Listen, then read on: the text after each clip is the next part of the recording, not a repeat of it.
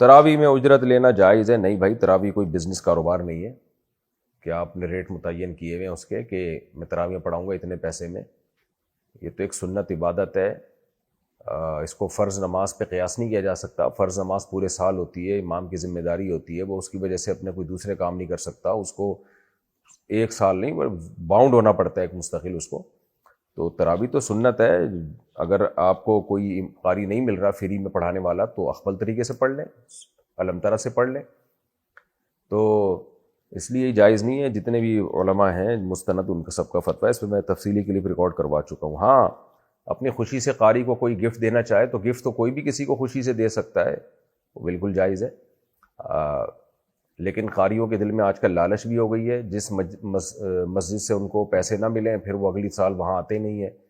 جس قاری کا یہ پتہ ہو کہ یہ لالچی ہے تو اس کو تو گفٹ بھی نہیں دینا چاہیے. تحفہ تحفہ ہی ہوتا ہے، اجرت نہیں ہوتی وہ. اس کو تحفہ ہی سمجھنا چاہیے. دے دیں ٹھیک ہے، نہیں دیں تو بھی ٹھیک ہے.